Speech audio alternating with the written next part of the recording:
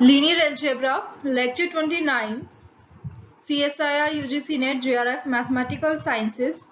हम आज डिस्कस करेंगे जून 2019 का सेक्शन सी के solutions of linear algebra, that is from question 71 to 78. Section C consists of 4.7 marks. It has multiple correct answers and there is no negative marking. Hi everyone, Pragati this side. Welcome to Simplified Maths. हमारे channel पे आपको मिलेगा CSIR UGC NET mathematical sciences की videos, class 11th class 12th mathematics की videos and shortcuts on class 11th and class 12th topics. Simplified Maths is now available on WhatsApp, Gmail, Facebook.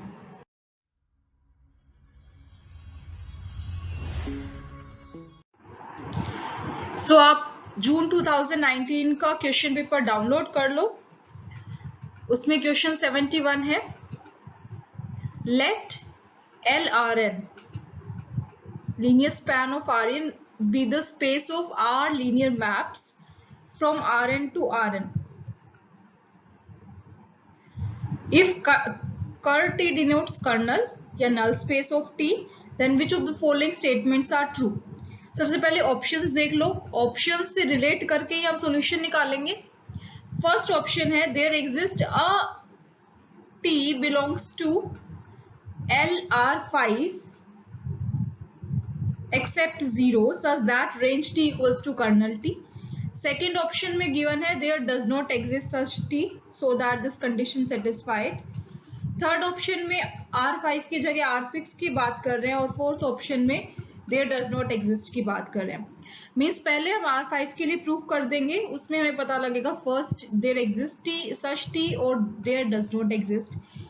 Third और fourth option के लिए हम R6 की बात करेंगे। सो यहाँ पे हमें range T equals to kernel T prove करना है। T belongs to LR5 except that zero element, right?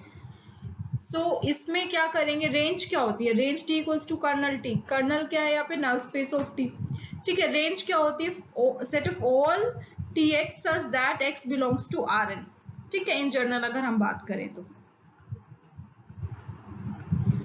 Rank equals to dimension of range T, ठीक है। Rank equals to dimension of range T होता है। कर्नल T क्या होता है, set of all x belongs to Rn such that Tx equals to 0, या null space of T कह लो या कर्नल T कह लो, ठीक है। So nullity of T equals to dimension of kernel T होता है। अगर range T equals to kernel T है, जैसे फर्स्ट ऑप्शन है range T equals to kernel T है, so rank of T equals to nullity of T आ गया। यहाँ से रैंक किसके इक्वल आ गई, nullity के इक्वल, ये हम आगे यूज करेंगे। डेफिनेशन से हमें पता लग गया रैंक किसके इक्वल है, नलिटी किसके इक्वल है, रेंज क्या होती है, कर्नल क्या होता है या नल स्पेस क्या होता है, ठीक है। अब इन दोनों क्वांटिटी से हमें ये पता लग गया, अगर range T equals to kernel T है, it means rank of T equals to nullity of T है। इसमें हम रैंक नलिटी थ्योरम प्रूव करेंगे, की हेल्प से प्रूव करेंगे। रैंक नलिटी थ्योरम क्या होते हैं, rank of T plus nullity of T equals to dimension. So rank nullity theorem लगाई, rank of T plus nullity of T equals to dimension होता है। ठीक है, अगर डायमेंशन इन जनरल हम n बात करते Rn की लेते हैं तो डायमेंशन कितना हो जाएगा, इक्वल्स टू n। सो इसकी हेल्प से हम शो करेंगे। सबसे पहले फर्स्ट ऑप्शंस में R5 की बात की हुई है, सो यहाँ पे n क्या हो जाएगा मेरा 5, ठीक है। फर्स्ट टू ऑप्शंस में कहा हुआ है दैट रैंक R5 की बात कर रहे हैं, n यहाँ 5 हो गया। फर्स्ट ऑप्शंस में range T equals to kernel T है, तो रैंक इक्वल्स टू नलिटी हो जाएगी। ये कैसे हुई अभी हमने बताया है बाय डेफिनेशन, ठीक है। सो जो ये रैंक नलिटी थ्योरम है, इसके अंदर आप सब्स्टिट्यूट कर दीजिए, रैंक इक्वल्स टू नलिटी है, सो नलिटी की जगह यहाँ पे रैंक लिख दो, यहाँ पे नलिटी की जगह रैंक लिखा, तो मेरी रैंक कितनी आ गई 5/2। पर रैंक क्या होती है, अगर मैं किसी मैट्रिक्स की बात करूं तो रैंक क्या होगी, number of non zero rose. Number of non zero रोज कभी भी रैशनल नहीं आ सकते, नेचुरल नंबर आएंगे, जीरो आएगा या पर ये 5/2 is a rational number. This is not possible. Therefore, we cannot find any range and kernel such that range t equals to kernel t. So मेरा फर्स्ट ऑप्शन गलत हो गया, सेकंड ऑप्शन सही हो गया. सिमिलरली हम R6 की बात करेंगे. R6 में क्या है, n की जगह मेरा क्या आ जाएगा रैंक नलिटी थ्योरम में 6. So rank t equals to nullity of t हो जाएगा. सो रैंक t मेरा क्या आ जाएगा 6/2, that is 3, which is a whole number. That is true. Rank 3 हो सकती है ना, 3 नॉन जीरो रोज हो सकती हैं. That is true. It means we can find such t belongs to this quantity R6, linear span of R6, except that zero element such that range t equals to kernel t, because ये whole number आया है, right? So मेरा third option सही हो गया and fourth is wrong. 72 question. Let V be a finite dimensional vector space over R. T जो है map है, linear map from V to V. Can you always write T as a linear combination of T1 and T2? जहां पे T1 जो है वो V2W है और T2 जो है W2V है. So T मेरा क्या बन जाएगा from V to V. ठीक है, where W is some finite dimensional vector space such that अब जो T1 मैप है वो फ्रॉम V to W है, T2 मैप है फ्रॉम W to V है. T is a combination of T2 and T1. T is a map from V to B. तो आपको वो कंडीशन बतानी है जब हम हमेशा T को as a linear combination, as a combination of T2O T1 लिख सकते हैं, as a composition of two functions लिख सकते हैं, राइट? सो इन चारों में से कौन सी कंडीशन होगी? क्या दोनों ही T1 T2 ऑन टू होंगे, क्या दोनों ही 1 1 होंगे, क्या T1 ऑन टू होगा, T2 1 1 होगा, या T1 1 1 होगा, T2 ऑन टू होगा, राइट? सो फर्स्ट कंडीशन से चेक करते हैं. Suppose that first condition is true. हमें अगर कोई क्वेश्चन प्रूव करना है तो काउंटर एग्जाम्पल की हेल्प से आप कर सकते हैं, कॉन्ट्राडिक्शन की हेल्प से कर सकते हैं. Suppose that first condition is true, that is T1 and T2 both are onto. ठीक है, तो एक रिजल्ट था अगर कोई भी फाइनाइट डायमेंशनल वेक्टर स्पेस है तो composition of two onto linear maps is onto. T1 अगर T1 भी ऑन टू है, T2 भी ऑन टू है, तो T भी ऑन टू होगा, because T is a composition of T1 and T2. ठीक है, सो अगर मैं ले रही हूँ फर्स्ट ऑप्शन करेक्ट है, means T1 T2 onto है, इट मीन्स दैट मेरा T भी ऑन टू होगा. अब काउंटर एग्जाम्पल लेंगे हम, अगर ये फॉल्स है तो क्या ये पॉसिबल है? अगर मैं T from R² to R² लू, ऑर्थोगोनल प्रोजेक्शन TXY में ले लेती हूँ X0. TXY में किस टाइप के लीनियर मैप है T, उसमें किस टाइप के एलिमेंट्स है X0, मीन्स X एक्सिस के एलिमेंट्स है, Y एक्सिस के एलिमेंट 0 है. अब T1 और T2 ऑन टू है, अब मुझे प्रूव करना है that T is onto. Onto का मतलब क्या होता है? को डोमेन के, ये डोमेन है, ये को डोमेन है, को डोमेन के हर एलिमेंट की प्री इमेज एग्जिस्ट करनी चाहिए डोमेन में.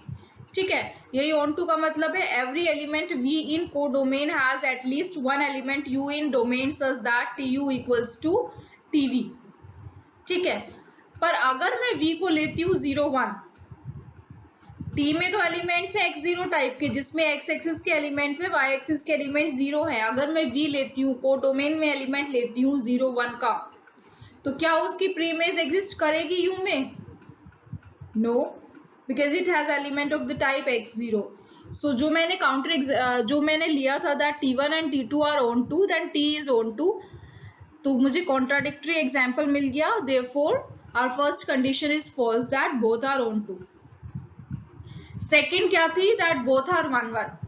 ठीक है, both composition of two 1 1 linear maps is 1 1. अगर मैं सेकेंड वाला सपोज करती हूँ, सेकेंड वाला ऑप्शन ट्रू है, it means that T1 and T2 1 1 है. अगर मैं ये सपोज करती हूँ तो मेरा T भी 1 1 होगा, बिकॉज हम जानते हैं ये रिजल्ट कि for every finite dimensional vector space composition of two linear maps is 1 1. ठीक है, सो T1 T2 1 1 है तो T भी मेरा 1 1 हो गया. एग्जाम्पल लेते हैं, अगर हमें एक भी ऐसा कॉन्ट्राडिक्टरी एग्जाम्पल मिल गया it means that statement is false, जो हमने अजम्पशन लिया था वो फॉल्स है। सो मैं t from R square to R square ही ले रही हूँ, टी एक्स वाई को यही ले रही हूँ। ठीक है, 1 1 क्या होता है, अगर मैं T X equals to T Y करूँ तो मुझे मिले x इक्वल्स टू वाई। ठीक है, in theoretical if I want to prove that, so मुझे अगर टी एक्स इक्वल्स टू कोई भी फंक्शन लेते हैं, अगर दो फंक्शन इक्वल है तो उसके elements x equals to Y होगा। सो अगर T U equals to T V है then u equals to v होगा। टी एक्स वाई मैंने ये लिया है, सपोज दैट u मैं ले रही हूँ 1 1, v ले रही हूँ मैं 1 2। सो अगर T U plus T U equals to T V है, क्योंकि x की जगह उसका एलिमेंट रख दो, y के एलिमेंट 0 है। देखो अगर मैं टी यू निकालू, टी यू क्या है मेरा 1 1, तो ये क्या बन जाएगा, सिर्फ x का एलिमेंट रहेगा, y का एलिमेंट 0 हो जाएगा, दैट इज 1 0। u का एलिमेंट है 1 2, v का एलिमेंट है 1 2। अब मैं t ऑफ v निकालू तो मुझे क्या मिलेगा 1 0, right. So T U equals to T V तो आ गया मेरा, पर क्या u इक्वल्स टू, क्या T U equals to T V मुझे u इक्वल्स टू v दे रहा है? No, because u is 1 1 and v is 1 2. Therefore our assumption was wrong and second option is false, that t1 and t2 are 1 1. Now third option, suppose that third option is correct. Third option मेरा क्या था, t1 is on 2 and t2 is 1 1. ठीक है, अगर t1 suppose that I can take w equals to tv, w को tv ले रही हूँ मैं, t1 में मैप ले रही हूँ from v to w, t1 1 1 है, ये हम ले रहे हैं, t1 1 1 है means t1 v equals to tv हो जाएगा। t2 मैं ले रही हूँ फ्रॉम w to v मैप, t2 on t1 on 2 है, that's why t1 v equals to tv। t2 हमने अज्यूम किया है 1 1 है, थर्ड ऑप्शन हम ले रहे हैं कि assumption ट्रू है that t1 is on 2 and t2 is 1 1। So t2 अगर मेरा 1 1 है तो t2 v equals to v के इक्वल होगा, राइट। अब मैं अगर कॉम्पोजिशन करूं T2O T1, सो मेरा ये TV आना चाहिए, अगर आ जाता है it means that third option is correct, otherwise false. So T2 और T1 मैं निकाल रही हूँ, सो इसको मैं लिख सकती हूँ T2 T1 V। अब फर्स्ट से देखिए T1 V किसके इक्वल है, TV के इक्वल, सो T1 V की जगह मैंने TV लिख दिया, राइट।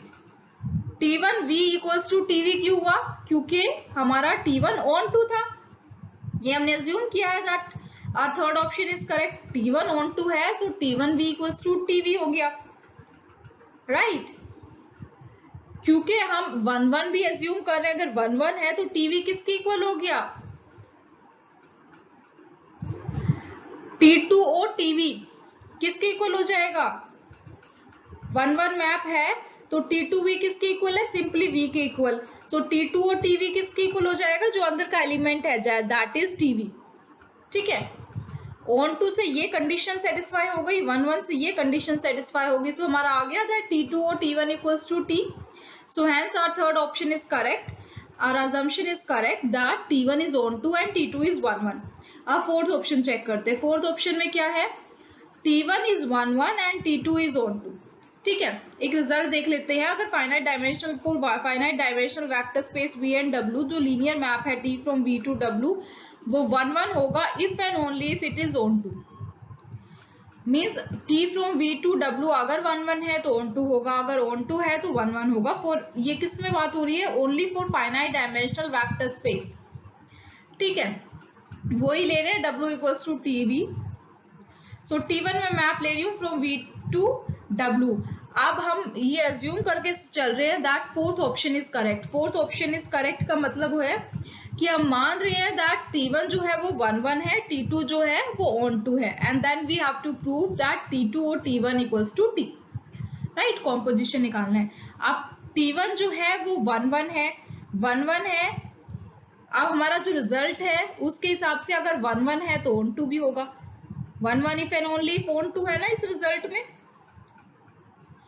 सो अगर ये T1 V equals to TV आ जाएगा, क्योंकि T1 1 1 है तो ये on 2 भी होगा, on 2 है तो T1 V equals to TV हो गया।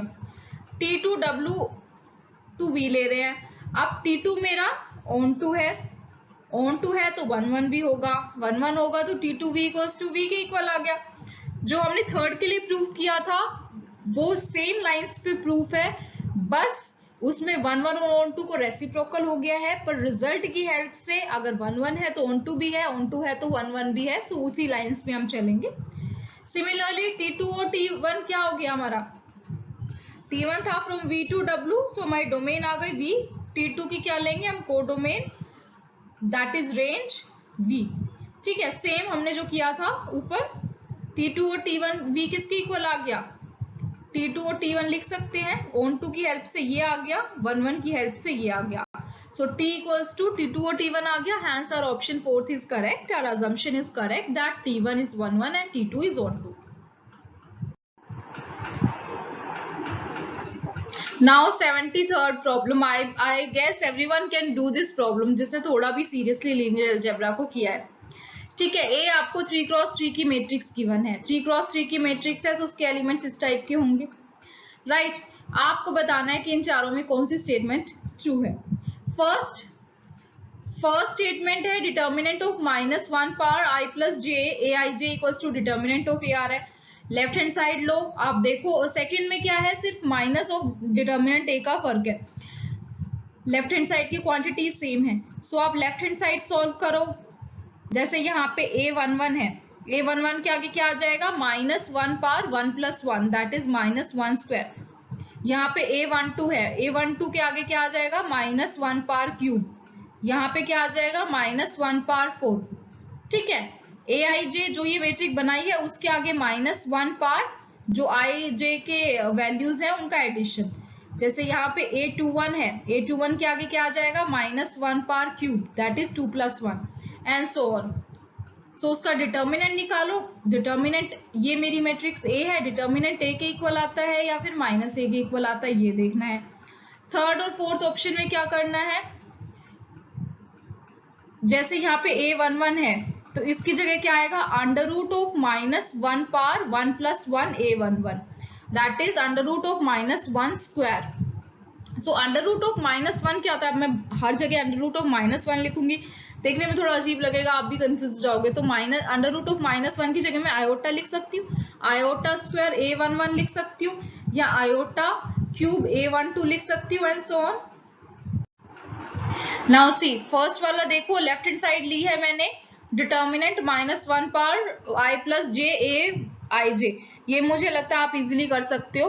-1 पावर 2 आ जाएगा A11, i प्लस जे वाले ऐड कर दो 1 + 1, -2 पावर क्यूब आ जाएगा यहाँ पे A12 1 + 2 दैट इज 3, इसलिए क्यूब आ गया, -1 पावर 4 आ जाएगा यहाँ पे, बिकॉज यहाँ पे A13 है 1 + 3 and so on like this. यहाँ पे A21 है तो -1 क्यूब, यहाँ पे A22 है तो -1 पावर 4, ये सब कर लिया। अब डिटर्मिनेंट निकालना है, सो डिटर्मिनेंट में हम जो कॉमन चीजें हैं रो या कॉलम की वो बाहर निकाल सकते हैं। सो देखो फर्स्ट रो से मैंने -1 पावर स्क्वायर बाहर निकाल लिया, सेकंड से -1 पावर क्यूब, थर्ड रो से -1 पावर 4 बाहर निकाल लिया, सो मेरी ये आ गई। अब मुझे दिख रहा है कि जो मेरा, देखो डिटर्मिनेंट में हम रो और कॉलम दोनों पे ऑपरेशन लगाते हैं, ये मैं ऑलरेडी बता चुकी हूँ। सो मुझे दिख रहा है फर्स्ट सेकंड कॉलम और थर्ड कॉलम से भी मैं कॉमन ले सकती हूँ, -1 एंड -1 स्क्वायर रिस्पेक्टिवली मैंने ले लिया। सो ये मेरा क्या बन गया, नथिंग बट मैट्रिक्स ए ही तो बन गई, और I can say that determinant A ही तो बन गया ये। ठीक है, ये तो डिटर्मिनेंट ए आ गया, मैंने लिख लिया डिटर्मिनेंट ए। अब ये मुझे देखना है क्या ये पॉजिटिव क्वांटिटी आती है या नेगेटिव। सो ये आ रहा है -1 power 12, -1 power 12 is 1 only, so ये किसके इक्वल आ गया, determinant of A. So means our option 1 is correct, और सेकंड ऑप्शन में क्या था, minus determinant A, so second option is false. Similarly option third, √(-1) को मैं आयोटा लिख रही हूँ, सो यहाँ पे क्या आ गया, iota square A11, iota cube A12 and so on.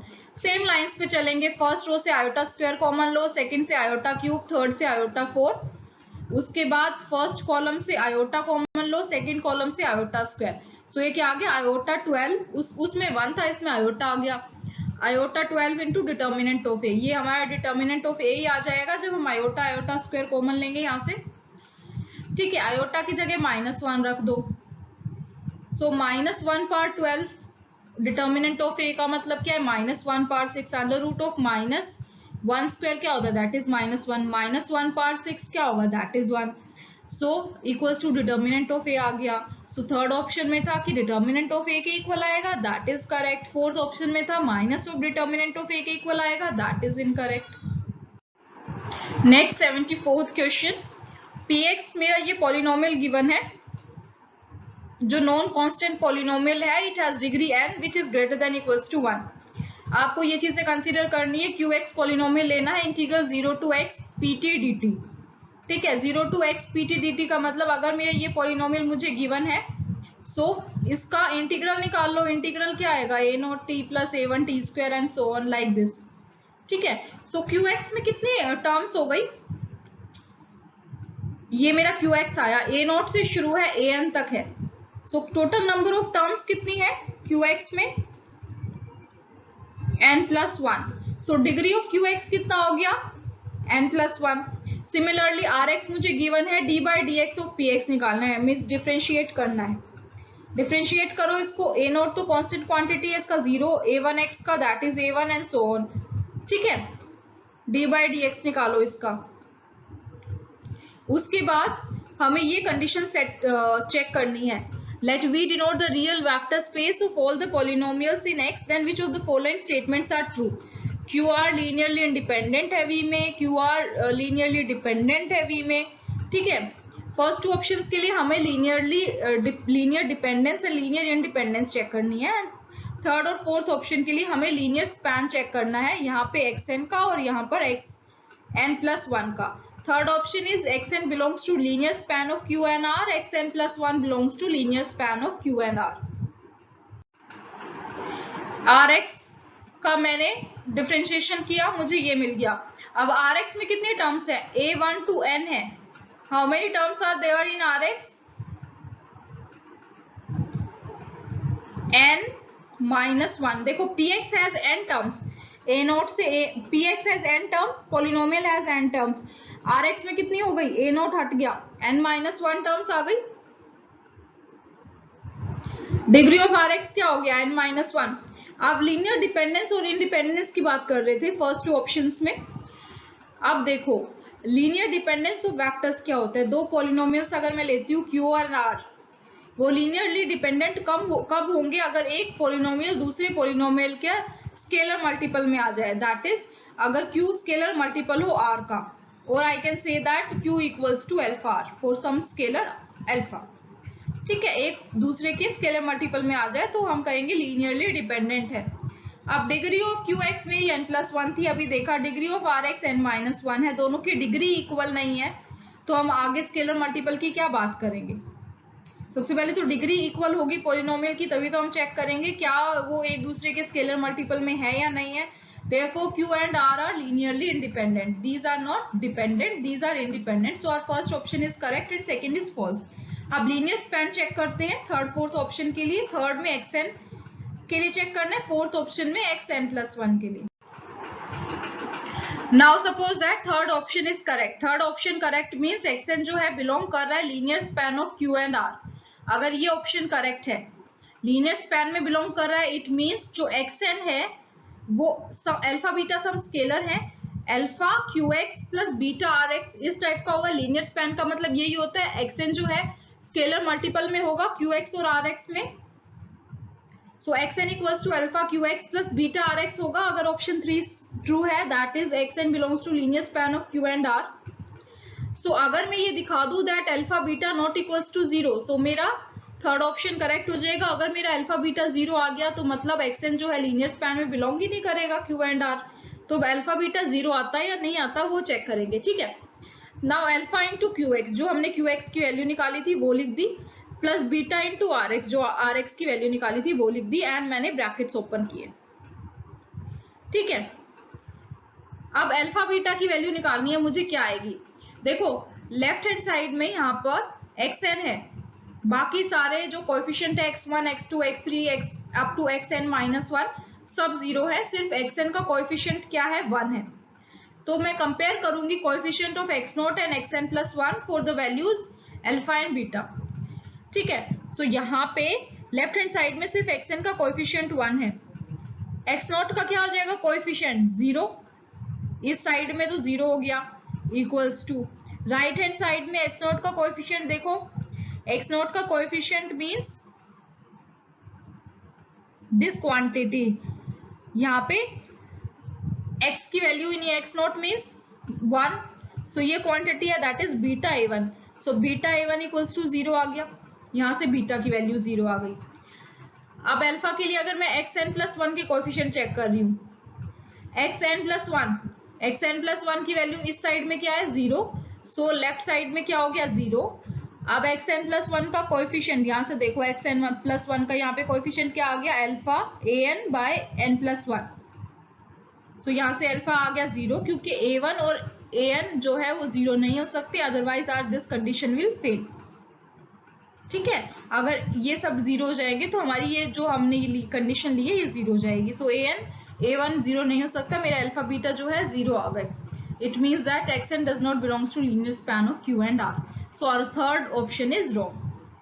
अब हम फोर्थ ऑप्शन xn+1 के लिए चेक करेंगे तो कुछ चेंज नहीं होगा, बस यहाँ लेफ्ट हैंड साइड में xn की जगह xn+1 आ जाएगा और फिर हम कोएफिशिएंट कंपेयर करके देखेंगे x नॉट और xn की, और अल्फा बीटा की वैल्यू निकालेंगे क्या वो 0 आ रही है या नहीं।